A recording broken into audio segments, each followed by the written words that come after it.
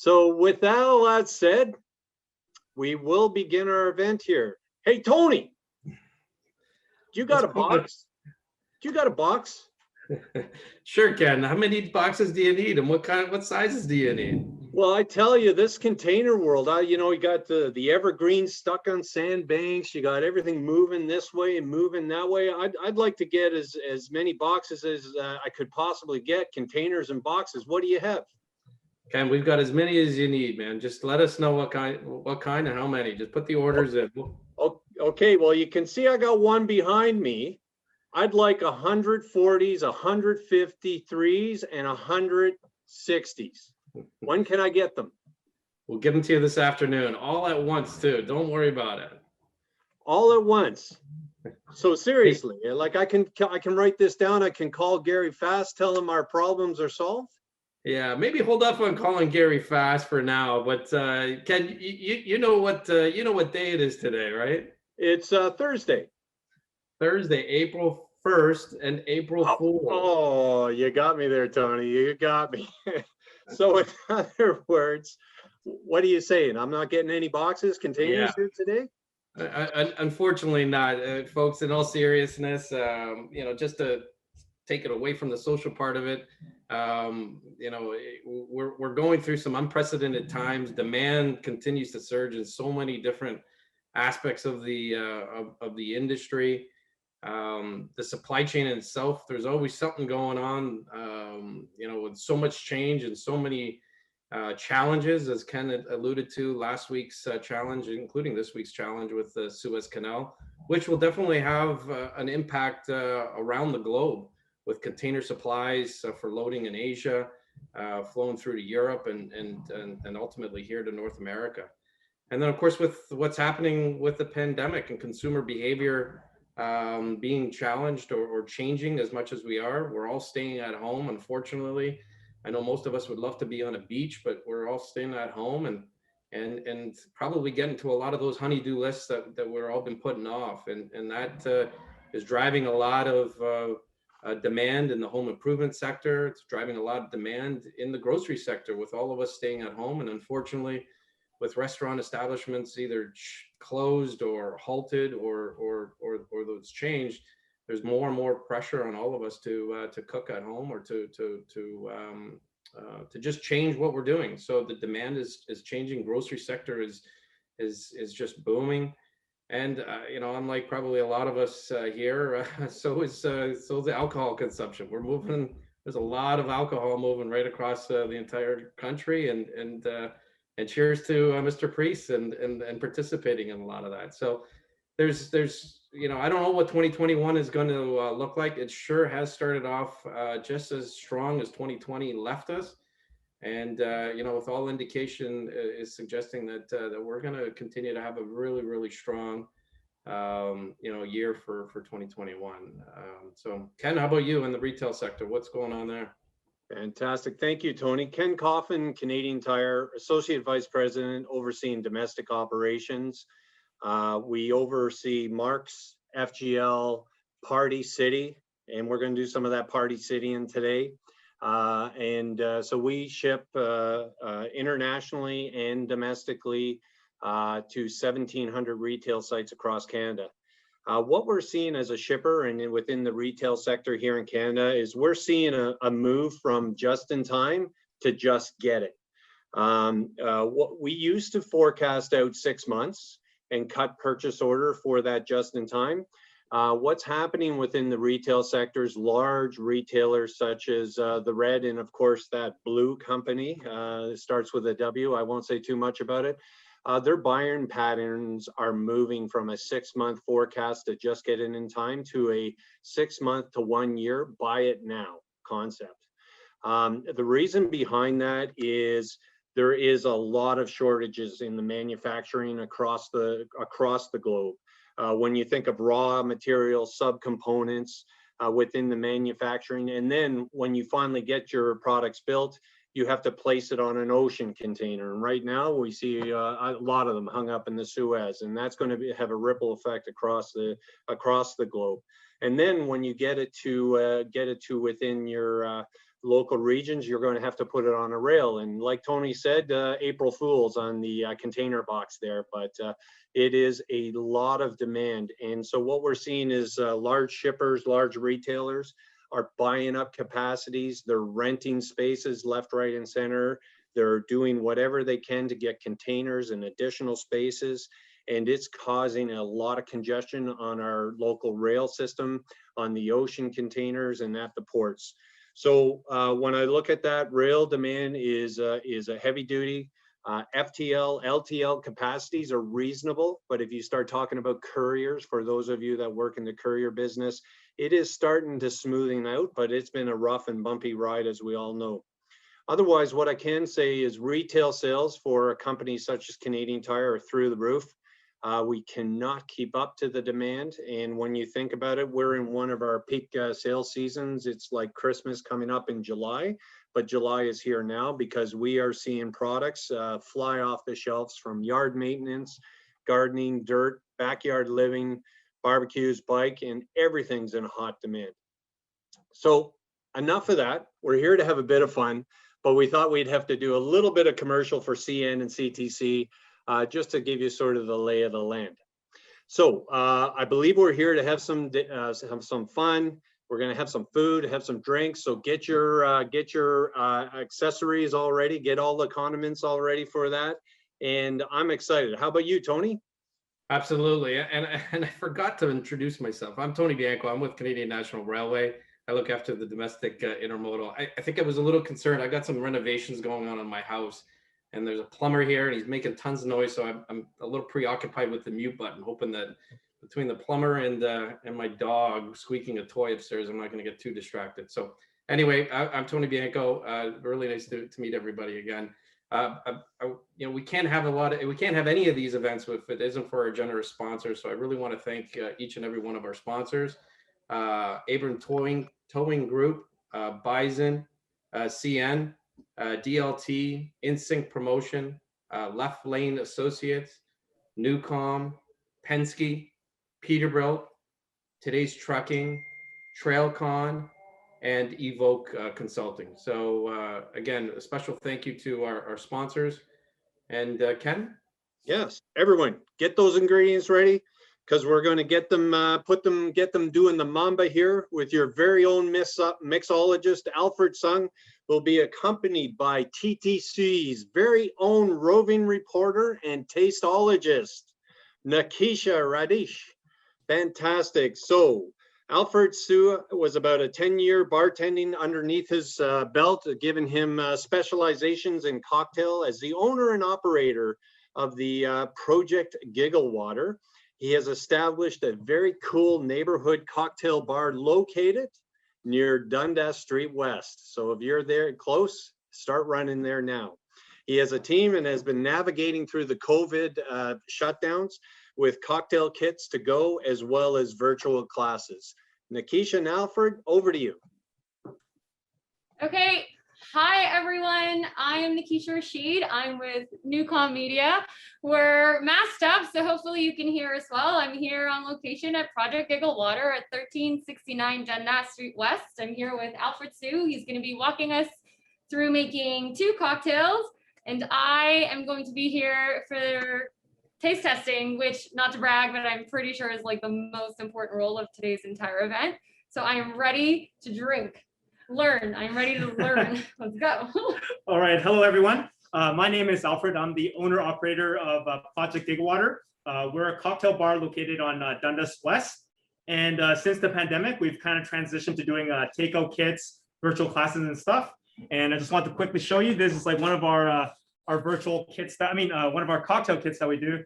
Great for gifts. Comes in a box like this with cocktail mix, the alcohol, and a little instructional card. And yeah, check out our website at www.projectgigglewater.com. And to today's exciting cocktails for today, I'm gonna go over a little bit about the basics of tequila, and then we're gonna make some cocktails so that you can enjoy these tonight and tomorrow and over this long weekend as well too.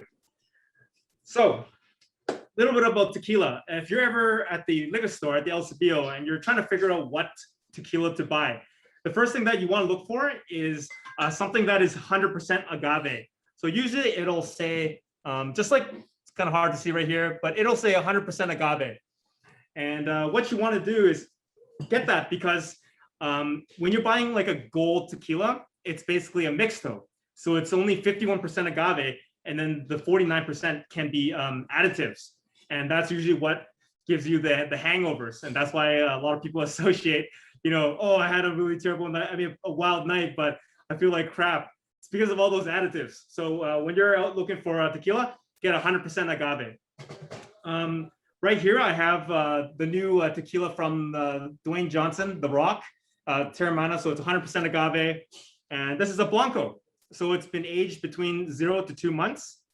Next, in the category of tequilas, we have the Reposado. So it's just something like that. It'll say Reposado on there, and it's been aged between 2 and 12 months.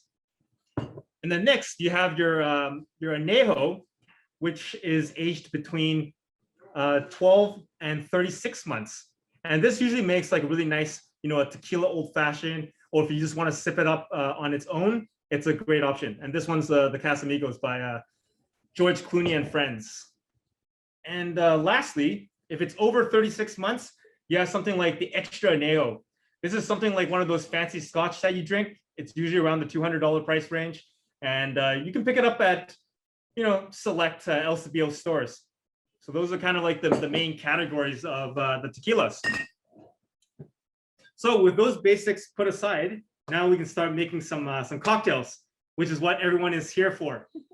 I just want to make sure that everyone has all the ingredients ready, just because we might be going through this a little bit quickly. So first thing you're going to need is your tequila. Right here, we're using a Blanco tequila because it's a little bit cleaner, a little bit greener, works fabulous in a margarita. Next, we have the Cointreau, which is like an orange liqueur. Alternatively, you can use triple sec or Grand Marnier. That works, but for us, we think like Cointreau is a great option. Next, you're going to need a few limes. We've got a few fresh ones right here.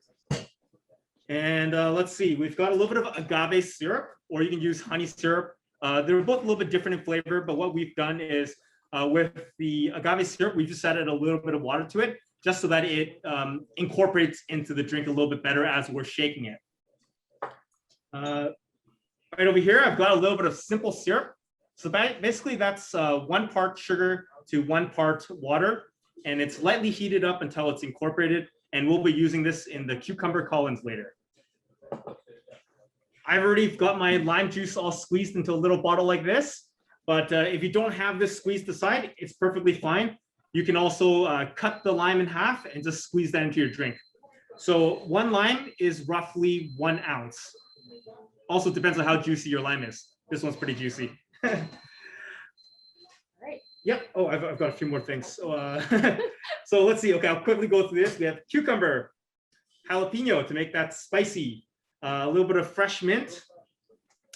We have soda, or you can use sparkling wine like cava or prosecco. That works as well too. A little bit of salt for your margarita. And that's it for ingredients, I believe. In terms of tools, you're going to need a shaker tin, or like a 3-piece shaker. Play around with that. A strainer and fine strainer if you want one, if you have one. And you're going to need a muddler. So for mashing up those pineapples, cucumbers, and a little bit of mint. All right. Oh, and a measuring jigger. Okay.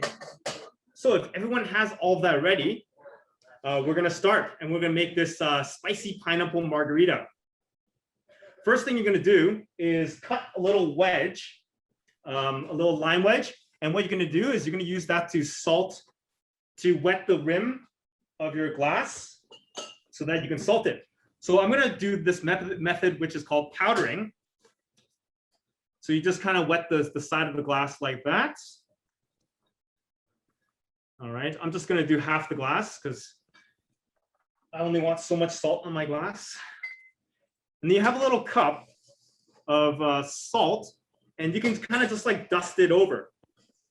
I'm just going to dust it over like that. tap that excess off and we'll let you do that. And if you want to take a look, it just looks like that. So it's a nice powder. So you don't get clumps of salt, so that when you drink your margarita, you don't get like a hit of something that's too salty. All right, just dust that off. So we'll put that aside. Mine's different. That's okay. It's all good. All right. Guys, I'm watching my diet with the salt. It's fine. All right, next we're gonna chop up a little bit of jalapeno and a little bit of the pineapple. So we've got the, oh yeah, pineapple. Make sure to have this aside. So first I'm gonna chop up a few pieces of the jalapeno.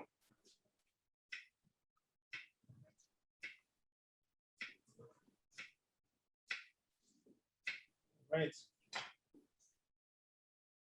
I'd say maybe 3 little slivers per drink, depending on how spicy you like it. So I've got these little slivers just like that. I've got 3 of them. You just toss that into your shaker. Next, we're gonna put a little bit of that pine. We're gonna cut this pineapple up. So we're just gonna get a few pieces and make sure you cut off the skin of the pineapple. So I'd say like maybe 3 little chunks. And that's what's gonna give this margarita the pineapple flavor. Interesting about the tequila. I always thought tequila should be or like gold. No, that's usually just the lower quality stuff.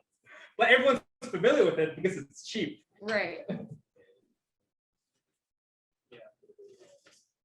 And now, if you're not into spicy. Yeah, if you're not into spicy, you don't have to put that jalapeno. Just put the pineapple. Right.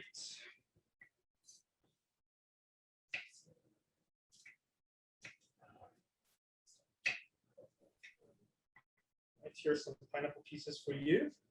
Yeah. And we're just gonna toss that into the shaker. And you're gonna need a muddler.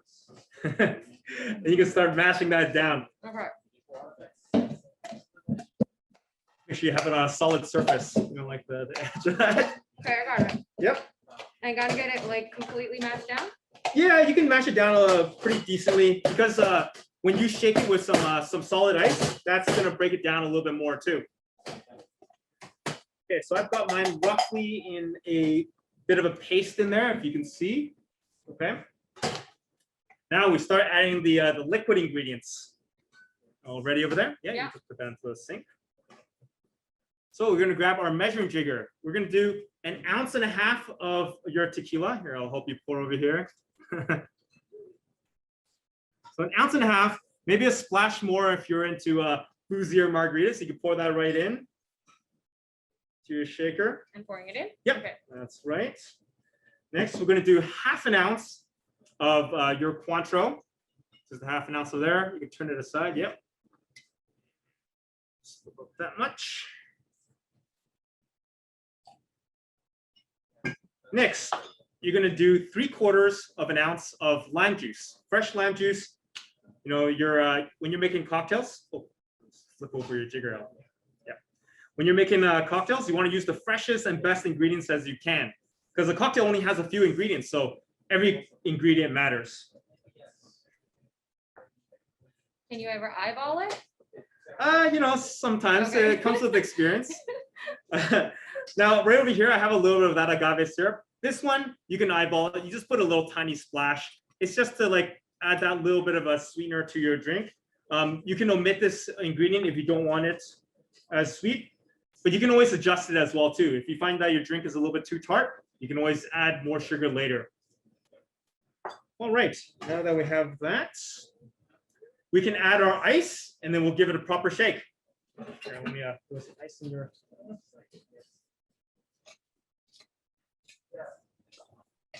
All right. Oh,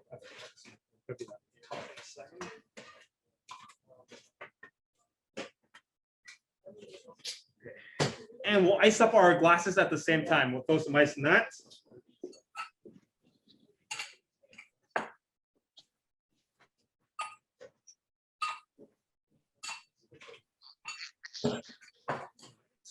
Cap it off. When you're capping it off, make sure it's nice and tight so that it doesn't explode on you. And then, yeah, you shake. Shake for a good 15 seconds, shake it real hard.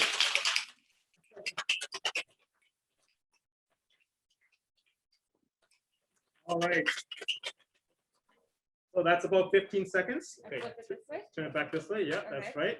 And for people who have two-piece shakers, where it starts to open up right there, you can see on the camera right there, that's where you give it a tap. You hear that snap, and you can just wiggle that out. You gotta hit the side here. Careful. So you gotta hit right there. Oh, it's very loose. Okay. You already opened Got it. it. Okay. All right. So you're gonna take your strainer, and you're just gonna strain that into your drink, just like so.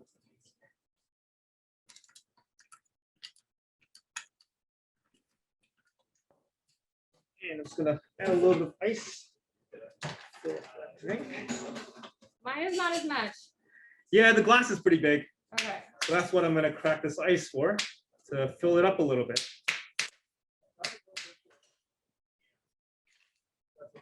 All right.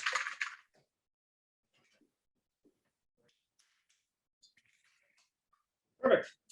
Now we can cut a little bit of a lime wheel as your garnish. So you take one of these limes and you're just gonna cut a few wheels, and that'll be your garnish. Yours looks way prettier. That's 10 years of I experience bet right you there. mine. I bet you mine tastes better though. I'm not gonna. And you can just toss that right in there. I'm kidding. And there you have it. That is the spicy pineapple margarita. Cheers, everyone. Cheers.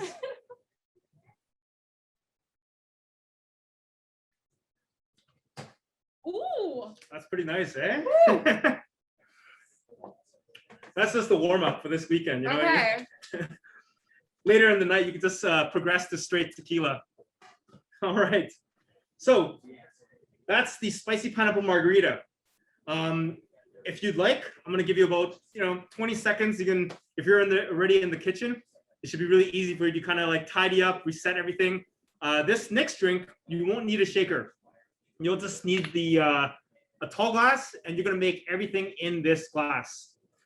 All right. But in the meantime, let's just take this out, toss it in the sink. This will be a tidy up our workspace. All right. You need the working room. Oh, I do. Okay. Yeah, because we're gonna make this next drink. All right. You'll need your muddler again. Okay. On to drink two. Your drink, yeah. Let's set it all up. We need some mint, a cucumber, which is cut with you. This is gonna be your. Guys, I don't know about you, but I'm very proud of myself. Okay, so we have cucumber. Got some mint over here. I'm gonna. Cool. Everyone's ready? Yeah, we're ready to go.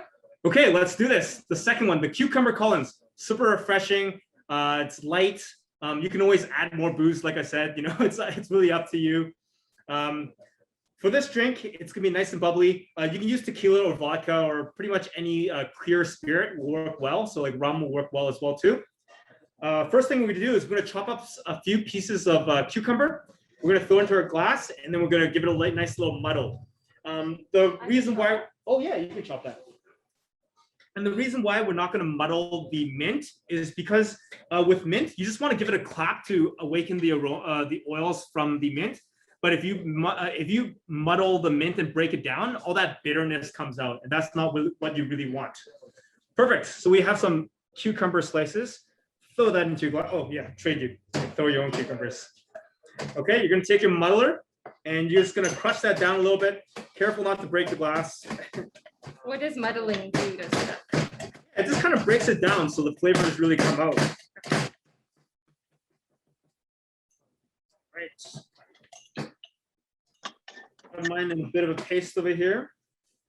Next, we're gonna take about 5 to 8 mint leaves. So I'll give you some mint leaves right here. That's for you. And then you're gonna just kind of bundle it in your hand like so. You're gonna give it a light little clap, just like so, and you're gonna toss it into your glass.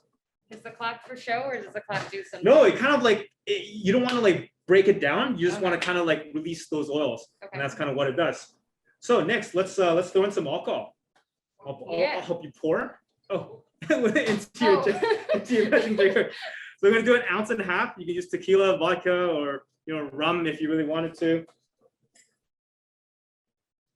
All right.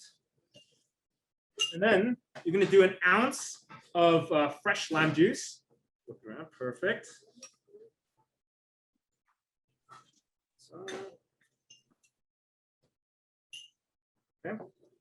And then you're gonna put 1 ounce of your simple syrup. Other side. And if you like your drink a little bit sweeter, you can always add more after you make the drink, because you can always adjust it, right? Okay, once you have those ingredients in there, you're gonna add your ice. Oh, you can just use these tongs. Hygienics. All right. And then we're gonna take a little bar spoon and we're just gonna stir to incorporate everything. Kind of chill it down, kind of mix everything together. When you make a drink, does it matter what order you're putting the ingredients in? Yeah, so usually if you work at a bar, if you're a beginner, they usually tell you to put in all your non-alcoholic drinks first, non-alcoholic ingredients. Because if you make a mistake, at least you can throw it out and it was just like syrup and juice, and not alcohol, right? So that's usually putting your non-alcoholic ingredients first. But for us, we're very experienced here, so we just kind of put in the alcohol first. All right, and next you're gonna pop open that soda or your sparkling wine, and you're just gonna top off your glass. So I'll top it off for you here.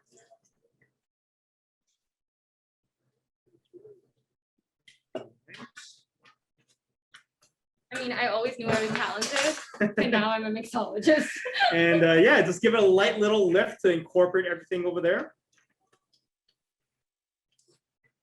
And if you have a metal straw, use one of these things.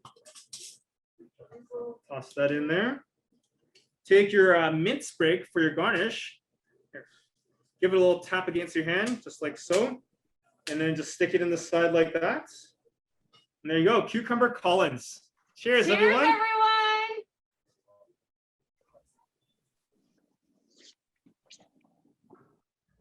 Oh, I like this one. Yeah, it's a tasty one, eh? All right. So I think that's everything from our side. We're going to pass it back to Ken and Tony. I hope you enjoy these drinks and the rest of your show. Fantastic. Thank you, Alfred, Nikisha. Hey, Tony, what do you think? I thought it was fantastic. I think I may have put a little too much vodka, but needless to say, it was fantastic. So thank you very much. I saw more than shakers shaking out there in that world. Let me tell you, there is definitely some shaking going on out there. So Tony, who's up next?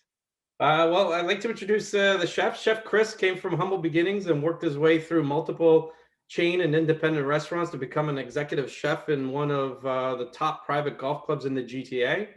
His love for food comes with his strong Italian background and his family's deep love and appreciation for time spent around the dinner table. To greater pursue his passion for food, Chef Chris traveled to Europe, expanding his mind, skill set, and palate in the exploration of different types of worldly cuisines such as Italian, French, and Swiss.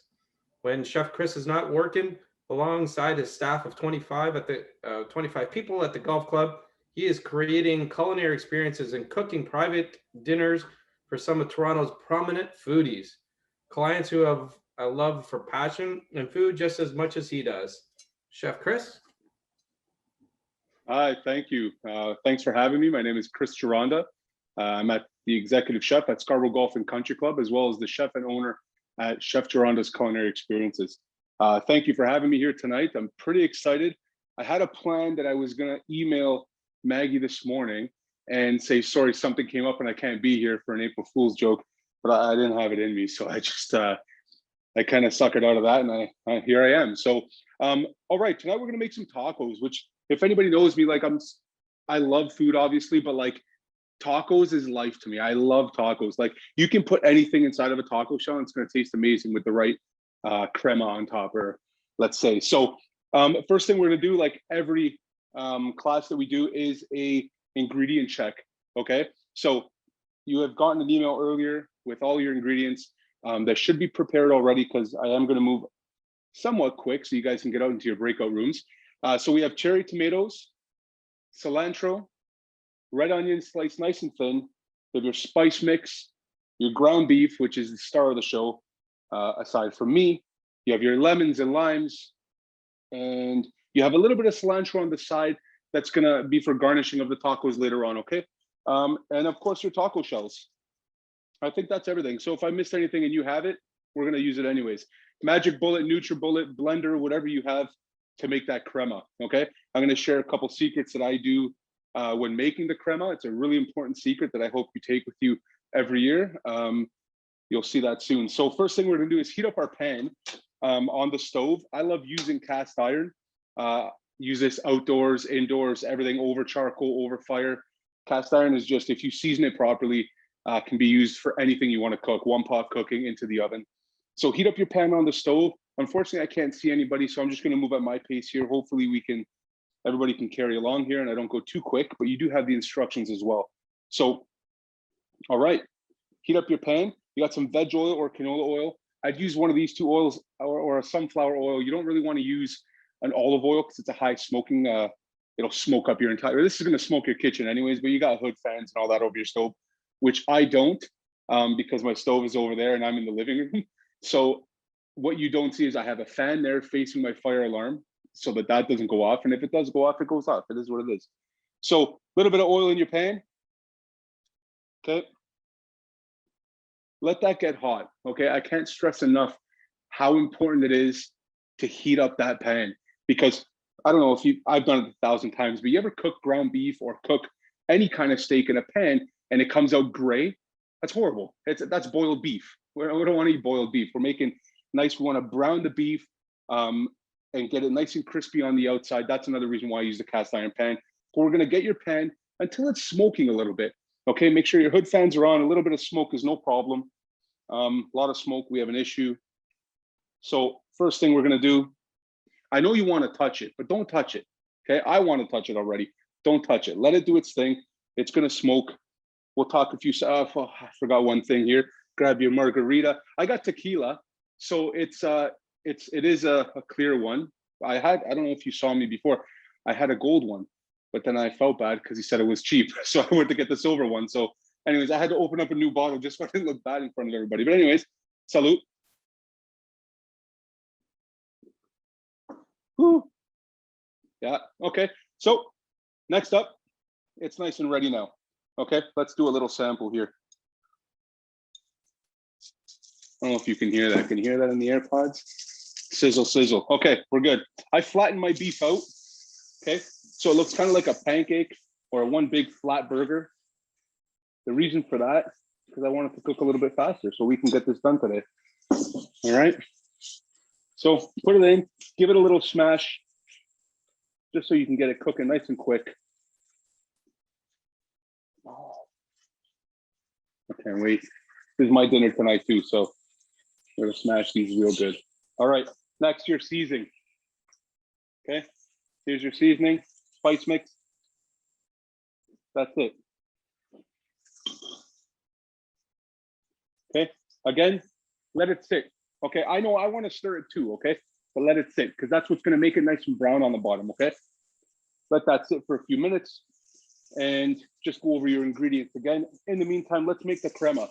Okay, you have your magic bullet, let's say. You got your magic bullet there. NutriBullet blender. You got your cilantro, okay? Cilantro into the magic bullet, get out of there. Now, your washed cilantro, very important. Easy way to wash cilantro, best way to wash cilantro is put it in a bowl with cold water and let it sit for 5 to 7 minutes, and then pick it out and you'll see all the dirt on the bottom of the bowl, and then do it again and give it a quick rinse under cold water. No dirt inside, because this is one of the dirtiest herbs that you can get, and you taste that in your mouth. It's all grainy, right? So anyways, cilantro. Beef smells fantastic. No fire alarm yet. We're rocking. This right here is my secret. Please don't be fooled. This is a Christmas mug. Okay, you must have a Christmas mug with your mayo and sour cream. That's going to make the difference in this crema. I don't care what no one says. It's going to make the difference. Okay, We're taking it from uptown cooking to downtown cooking just because of this mug right here. Favorite Christmas mug. Okay, find your inner elf. Okay, put that into your magic bullet. Make it nice, make it right. A chef once told me. Now, this is a little bit different than baking and then with the cocktail mixing before. Ingredients are just like a guideline, okay? Let's stir our beef. I'm gonna go on to that ingredient thing. Oh, look up. I don't know, I can't show you, but it's nice and brown, okay? Beautiful. No fire yet. Windows open. We're rocking and rolling. No neighbors are coming yet. Give that a little smashy smash. Beautiful.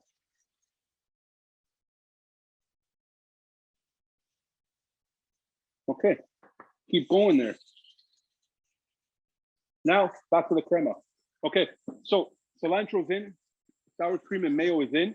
Okay, as I was saying about ingredients, there's no rules. That's what's fun about cooking. There's no rules.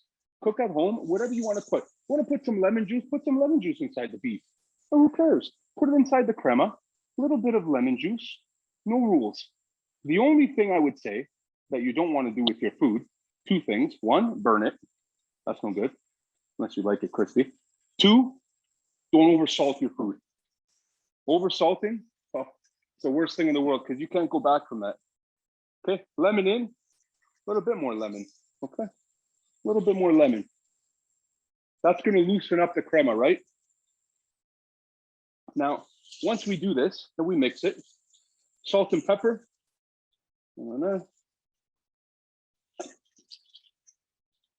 All right, on to the magic bullet. Let's see how this works out. Give it a little shaky, shaky. Use the noise. Shaky, shaky. Beef is looking good. Everyone's got their beef searing. Oh my God, it's starting to turn green. That's what you want, a nice, beautiful green crema. Okay, starting to turn green. I don't know if you can see that there. Shaky, shaky again. Fantastic. You can let that go for 5 minutes if you want, but let's just give it a little blitzer here. Oh, that's fantastic. Look at that green. It's like the Incredible Hulk. Fantastic. Okay, beautiful. If you wanted this to be like, let's take a look at this. If you wanted this to be a little less runny, no problem. Put it into a mixing bowl like this, add a little bit more mayo and a little bit more sour cream, and just fold it in. That's it. I don't mind it runny, okay? Keep stirring here. Our beef is browning. Oh my gosh, fantastic. Give it a little pokey here. Nice. Okay, so I don't know if you can see, probably not, but there's obviously in your pan too, there's gonna be quite a bit of fat coming out of this beef. That's fantastic, no problem. No problem. Fat is flavor, okay? We're not making you know, stir-fried broccoli tonight. We're making tacos. Don't worry about the fat. It's gonna be okay. Okay? Unless you're doing the cauliflower substitution. There's not gonna be any fat coming out of that. Okay. If you're doing the cauliflower substitution for vegetarian for this dish, same thing. Nice and brown both sides. Fantastic. Okay. Next up, get this pepino going. We're gonna take our beef, give it a little strain, okay? Strain it out a bit.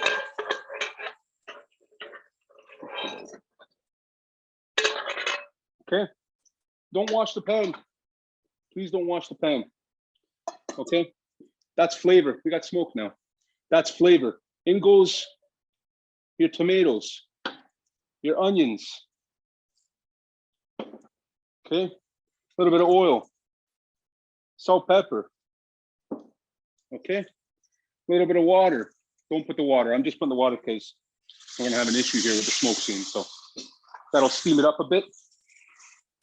Look at that. Scrape the bottom of that pan. You could use white wine if you want. You know, you could use a white wine here if you want to, you know, get a little creative. That's called deglazing of the pan. When you use alcohol to scrape off the little bits in the pan. Beautiful. Okay, we're in chef school tonight. Not so much though. We're just gonna make some beautiful tacos. Here we go. Okay, we have our tortillas. Okay, I love these tortillas. You can make corn tortillas yourself if you like. You can buy corn tortillas if you like. I'm a huge fan of the cheap flour tortillas. That's it. I love them. They're soft, they're tender, and they're inexpensive, which is super important. This dish right here is under 20 bucks. You're gonna feed 2 or 3 people. If you're like me, it's gonna be maybe 1.5. If you're a normal person, it's gonna be 2 or 3 people. I can go 4 or 5 tacos, no problem. Okay, we're gonna cook these bad boys up a little bit. What you wanna do is you wanna char your tomatoes and get a little bit of color on your red onions, okay?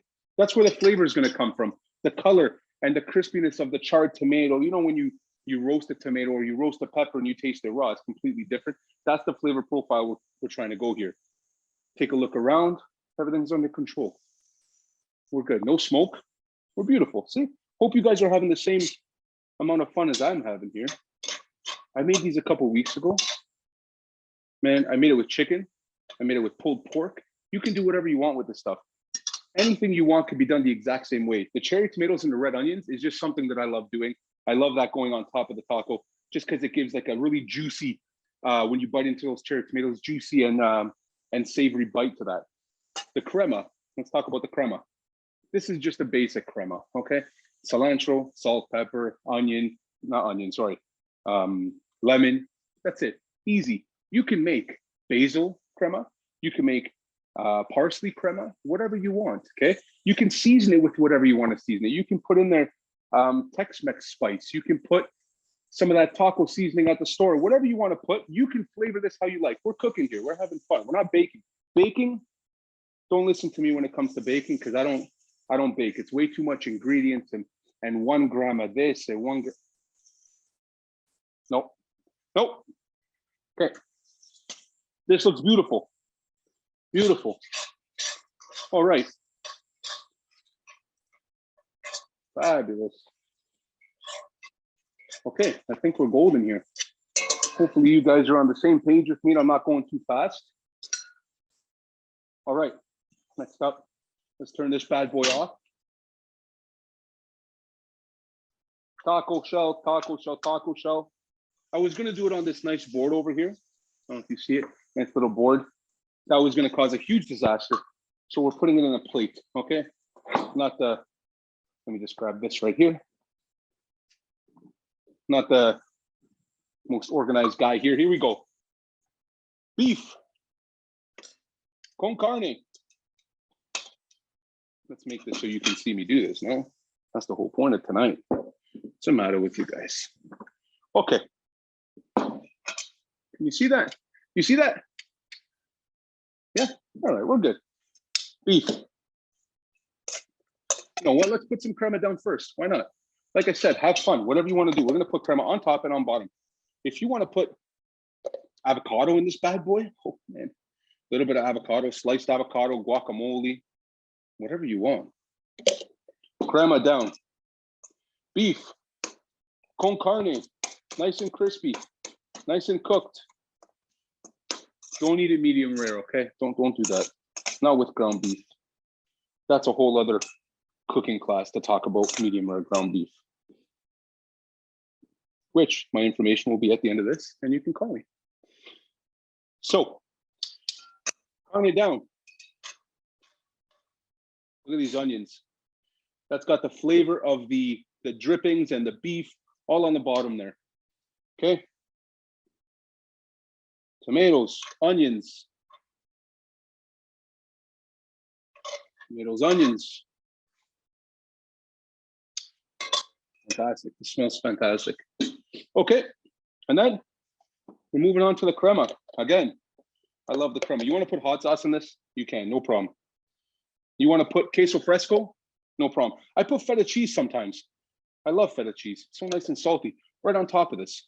If you see on my Instagram, at Chef Gironda, you'll see the tacos that I make sometimes at the club. Same thing. Feta cheese on top. Little bit of sprig of cilantro all over the place. So I love cilantro. Who doesn't love cilantro? If you don't like cilantro, I heard this last week. You know, if never trust anybody who doesn't like cilantro. That's what I heard. That's what I'm going to do. So here we go.